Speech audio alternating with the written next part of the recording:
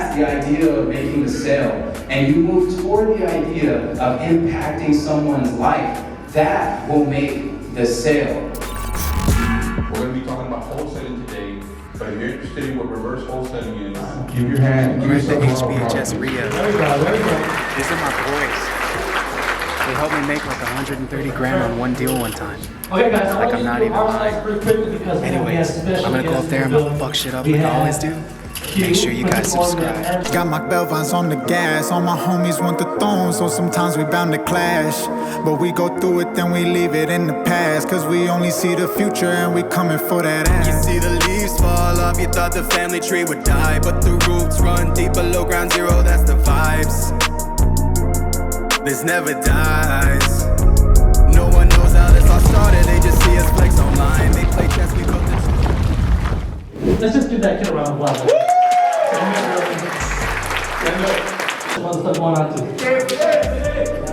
So in our office, we have a specific task. So we have a border room system. The border room system, we make on cold calls, right, to individuals who need to sell their house.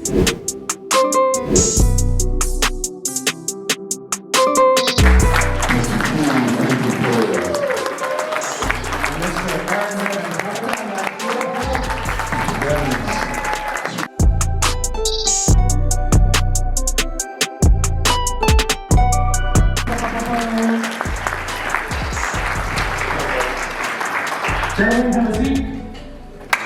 Guys, Q, Lawrence, round of applause for Q, guys.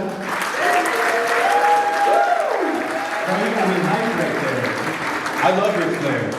Man, guys, I cannot tell y'all how awesome it is to be on a stage again after so long. I've taken a huge hiatus from speaking at events and doing these giant things, you know, like these RIAs.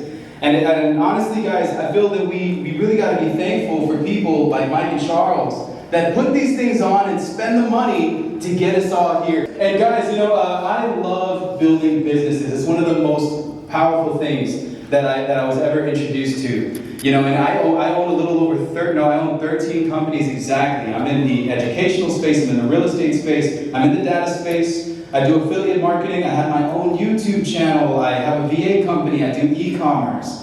My strength has always been building systems, guys. I love systems. Anything that you do can be delegated and you can elevate it, right? And my strength has been that I know my weaknesses. I'm the most unorganized person that you'll ever meet. But guys, that's why we do what we do, so that we can afford the people who are organized that can come in and really make some shit happen in our companies, right? Yeah! And let me tell you, man, you know, I'm here with my team. I'm the owner of a real estate company here in town called Infinity Cash Offer. ICO, stand up, say, woo woo. That's my brother over there. He runs our sales floor. Got my boy Leon over here. Leon, we call him the Mexican John Travolta. Sexy bastard, moves all of our deals. He's a good friend of mine. But guys, you know, these dudes actually helped me close on a pretty big deal that I can't even really say was an assignment. But if you want me to stick to wholesaling, I did a $250,000 wholesale deal in 2017 that set me up good. And I split that with the guy that was helping me facilitate it. I realized that I had no idea what I was doing with a 20-unit apartment complex, but I found it. And the seller was actually my landlord. I was living in his place selling pot. That is literally what I was doing. And you know, he knew what was up. He knew what was up. Hey man, we all came from some fucked up shit, right? But we're still here, that's the point. You know, and I've since buried that business a long time ago, man. And real estate and business is what I do full time.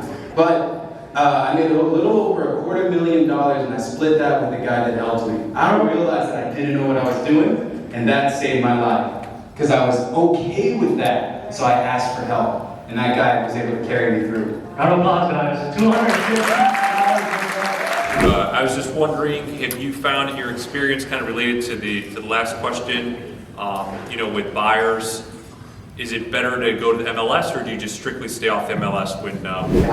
So one of the things that I love about Charles is Charles taught me that there's a source to everything.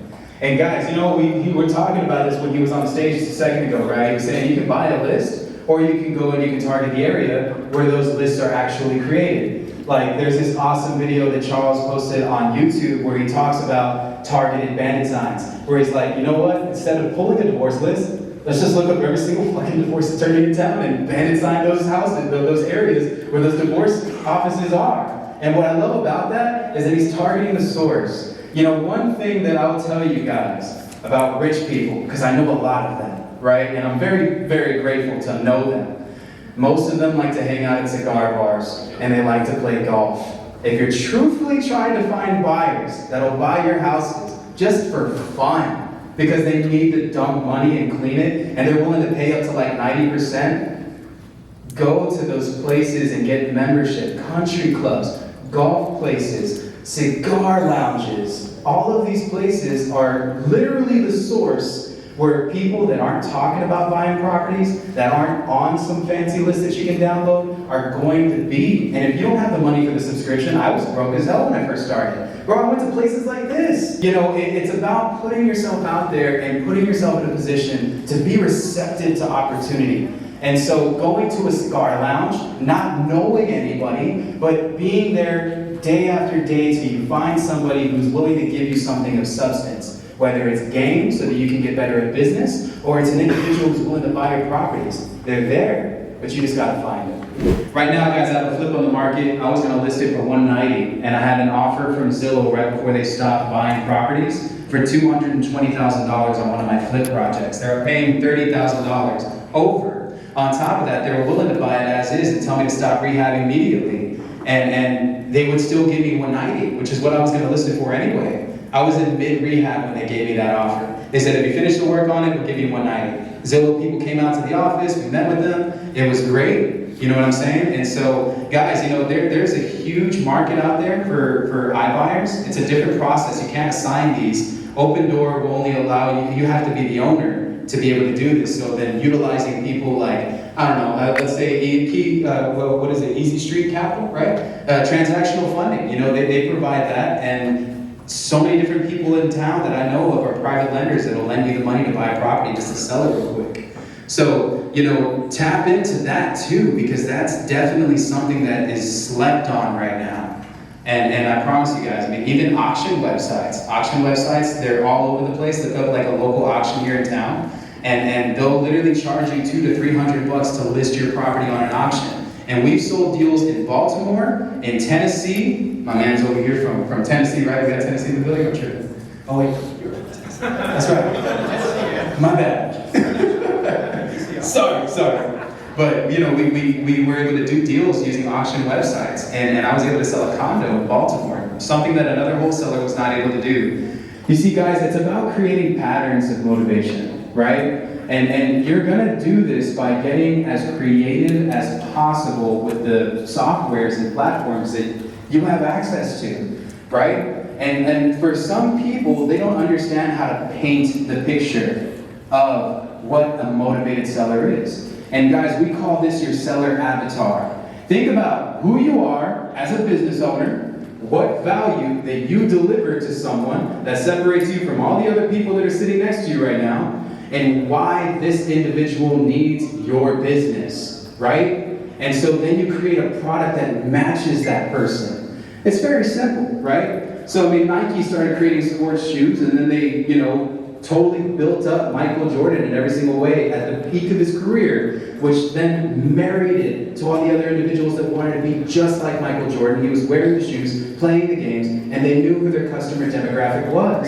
We create what's called a vexation. A vexation is a reason that someone's going to need my service. And so guys, you have to start getting creative. Tax delinquency, code enforcement, paired up with a vacancy list. Those are different types of lists that you can stack together to narrow down your criteria. Because once you're able to identify your criteria, at that point, it's about how you market to that person. And guys, we're updating and cleaning records. I probably own every single record in Texas. My database is probably 20 million plus houses with phone numbers attached to them just in Texas alone. I do deals in Houston, Dallas, San Antonio, Corpus, El Paso, and Laredo. Here's this organization that I know that does food drives for families that just recently lost a loved one. As a matter of fact, I want to connect you with this person. I don't even care if you sell me your house right now. At this point, I just want to help you. Now guys, when you move past the idea of making the sale and you move toward the idea of impacting someone's life, that will make the sale. Because at that point, you will do something in that person's life that absolutely no other person that's cold calling that gentleman or that woman is ever going to do. Because you're literally giving them the resources that they need to get over that situation. And guys, remember, people are going to forget some of the things that you do, people are going to forget some of the things that you say. But if there's one thing that's true about humans, they'll never forget how you made them feel. One of the things that I felt that, and this is so crazy because people ask me this question all the time. They say, Q, how do I get to 5 deals a month? And I would always say, well, how many deals did you close? And they would say, well, I closed 2 or 1, right? And I would say, okay, well, what did you do to get that 1? How many people did you have to talk to? How many phone calls did you have to make? How many times did you get hung up on? What was the quality of the data that you had, the list that you were pulling, the things that you were targeting? And they say, well, I don't know. And so I said, well, if you knew that, then all you would have to do is take that effort that you put into closing that 1 deal and multiply it by 5. And boom, you're at 5 deals. And so guys, one of the things that I learned late in the game is that you cannot scale that of which you have never tracked. People have fucking frustrations in the gym. I was like that. I like lost all this weight and then I hit a plateau. And the secret was in the sauce. I had to change my diet. I had to count my macros, my calories, my carbs, the amount of fat that was inside of my food, the repetitions, how much time I was spending on cardio versus how much time I was spending on resistance training. And the way that I was holding the fucking bar was also wrong. I had to learn form. So guys, all of that is the macros of your business. When you're able to calculate your micros, you will know what the macro is. If your macro is 1 deal a month, then what are the micro things that you do on a day-to-day basis to get to that 1 deal a month? All right. Let's get to those boxing people with the phones. There we go. With the phones, yeah. We're putting it on each other. There we go. Hold on, guys. I gotta take a picture. Ready?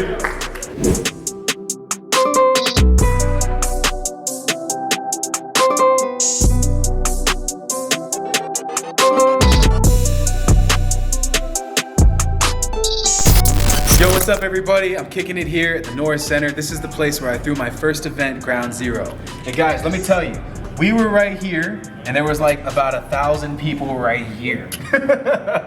And it was great. I had a lot of good fun and it's been almost like a year since I spoke at an event here in San Antonio that had a lot of people here. So guys, today we're gonna be answering your questions on what problems that wholesalers have when they start in the business. And so that's what we're gonna be talking about today. I got me, my boy Aaron, and my buddy David Olds, who flew all the way in from like fucking wherever he's from. I've been forgetting where he's from, but he's here and he traveled. He had to take like 2 planes to get here. We're gonna be talking about everything wholesaling, what problems that you're having in your business, so we can help you guys overcome those situations. That being said, make sure you like, subscribe, share, all that good stuff, and I'll catch you guys on stage. Let's get it. Going to real estate events is key. If y'all got value from what we were talking about on the stage and you're wanting me to host a real estate event near you, tell me where you're from in the comment section below. And guys, I'd love to come to you so that we can orchestrate an event together and I can speak on your stage, or we can make something happen and just have a local meetup. I want to meet some of you guys that are watching our content. So I'll see you guys on the next video. Love y'all. I want the check.